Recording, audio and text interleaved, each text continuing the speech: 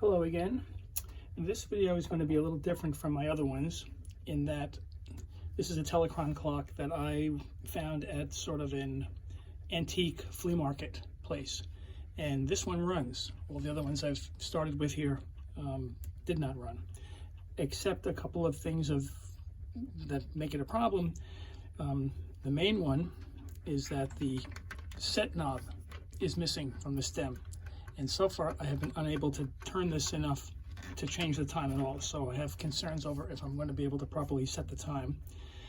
And the power interruption indicator, it turns red when these clocks lose power. But when you plug them back in, flip them over, they should reset back to white, and it's not doing that. What is of also interest is that I recently got hold of this book on all about Telechron clocks. This is it. It's called Electrifying Time, and it has every Telechron clock ever made is in here. It gives a history of the company, the patents that they came up with, as well as photos of every Telechron clock I think ever made. And I found this one in here.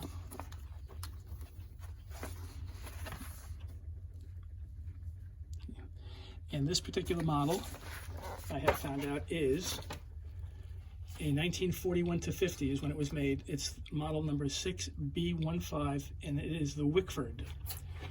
And the case is hand-rubbed mahogany with blonde mahogany inlay.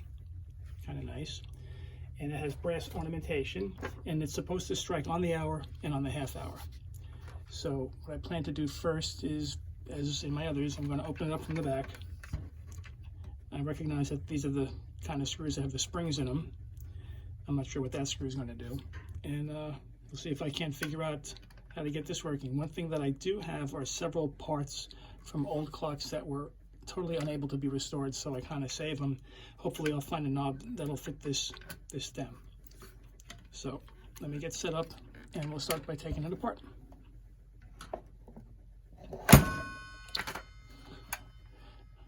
That was good, huh?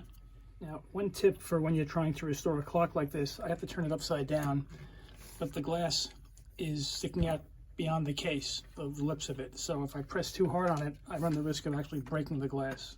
So what I like to do is just place a couple of rolls of tape, position this over it, and this way, if I press hard, having to take a screw out, I'm not going to break the glass. But I'll take out these three first, and then we'll come back. I've taken off the three screws here and the plate, but it's still attached, not coming out, so I'm going to have to remove this screw as well.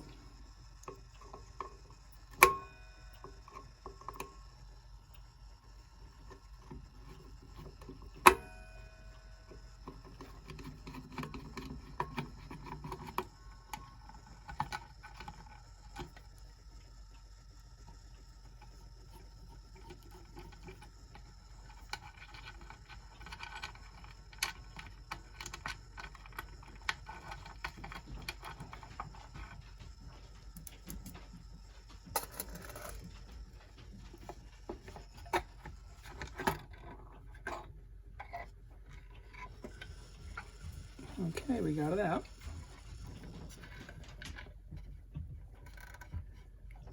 Okay. First thing to do will be to remove the power cord from here, but it would be best if I actually unplugged it first. Once I have it apart, I'll move the case to the side and take a closer look at the mechanism. Once I remove the case, I noticed that the power indicator device seemed to be stuck underneath a gear in here. So I don't know if you can see it here, but this is the device right here. You can see it moving. And when I freed it up, it seemed to work, and I'll see if I can do it again. Right now, as you can see, it's red. So I'm going to plug it in. Okay, it's running, and if I flip it upside down, it should reset to white. Now if I put it down and stop the power,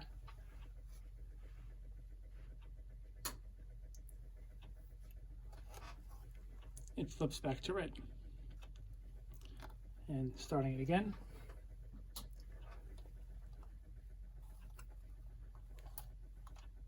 So we fixed that. What I have to work on next is figuring out how come when I try to set the time, this gear is not working. I'm thinking that the teeth on it appear to be a little bit worn in here. They might not be engaging with this gear.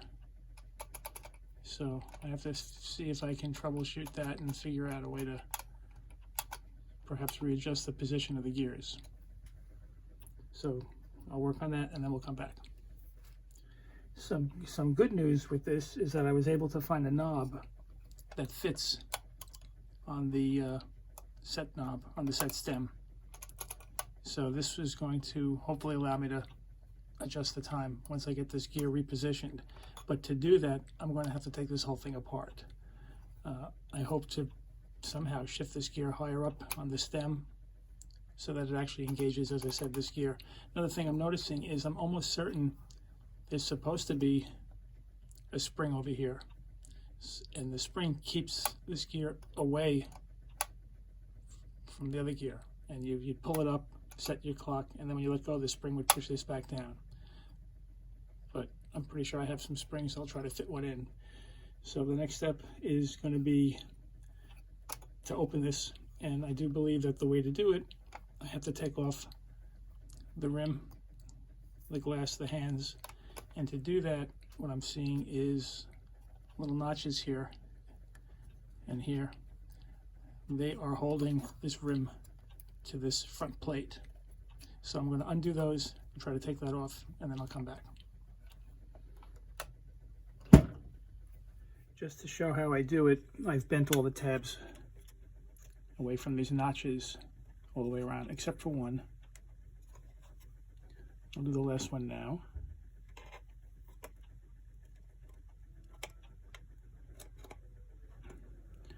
And it should just slip off from the front.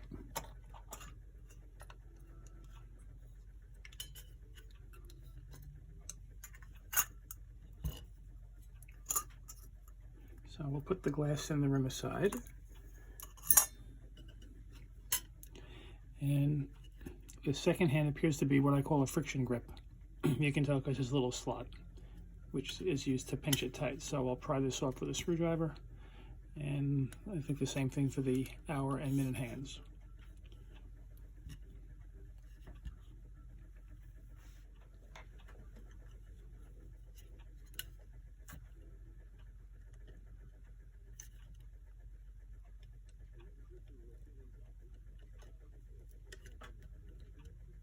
As one.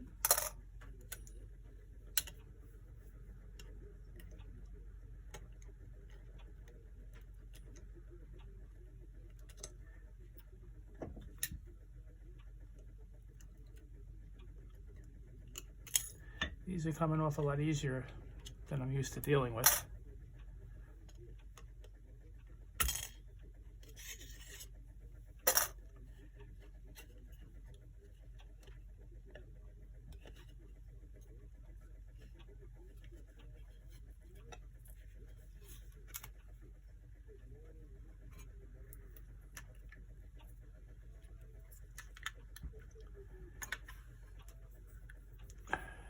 Next, I have to remove the plate, and I have 4 screws here, and that's how we're going to do it.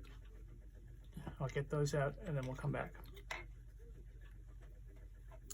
I've removed the 4 screws, and now we'll lift up the plate.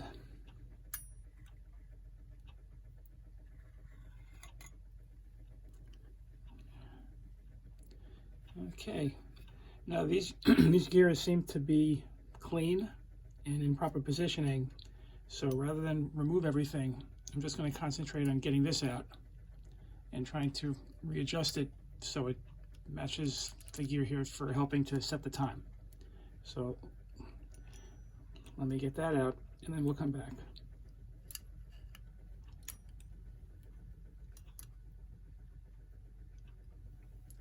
I think I've come up with a way to fix it, and I'll try to show it.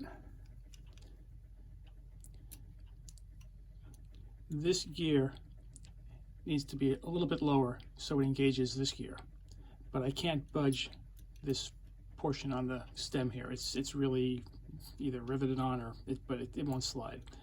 But if I'm able to raise this gear just a little bit, it'll meet with where the teeth here are not stripped away. So I need to remove the gears from here, and if I have a couple of small thin washers, I can place them underneath it, because this does move up a little bit. And that should raise it up enough to engage this gear, but these will still be able to touch the gears on the inside here, and hopefully it'll work. So now that I'm going to take it apart, I'm going to start taking photos of each step as I remove a gear, so I know how to put it back together. I'll show you what I've come up with. To test it out, I have a couple of very thin washers here. I'm hoping 2 will do the trick.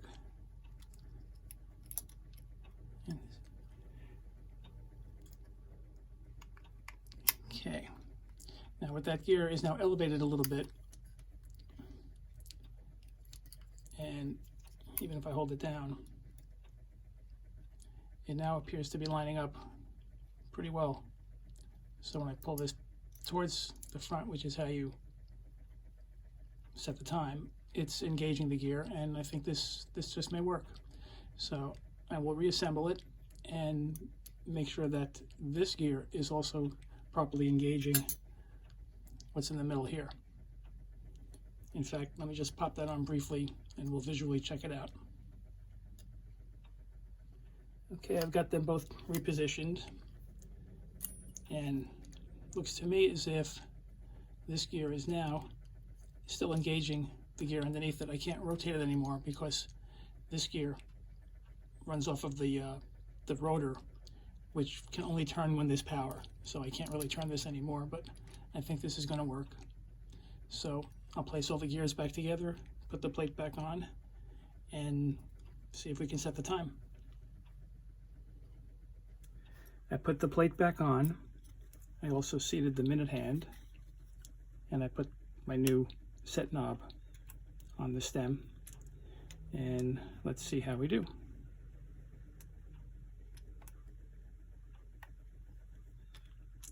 And the gear is obviously engaging, and now we can set the clock. So now I just have to put the face back on, the hands, the dial, place it back into the case, and we'll be done. And I'll do all that and come back with the finished product. Just to review the steps in reverse from how I took it apart, I seated all 3 hands, then the glass, then the rim, then flipped it over, and you recall we have these little metal tabs that had to get bent into each notch to secure it to the mechanism. Now I can place it back into the case. Another thing I did was replaced the set knob back on the stem, and I also replaced the missing spring. And what that functions as, when you pull back on the set knob, it engages the gear so you can set the time, but when you let go of it, the spring pops it away, keeps this gear away from this one. And I wonder if the fact that this was free to float around without a spring, if that contributed to sort of the stripping, wearing away of the top part of this gear. But now with the spring here, that won't happen anymore. Next, I'm going to reattach the power cord and get this back into the case. The clock is back in the case, everything is secured, and here's the finished product. It's a Telechron Wickford clock made in 1941 through 1950. And I hope you have enjoyed the video. Feel free to check out some of my others. That's it for now.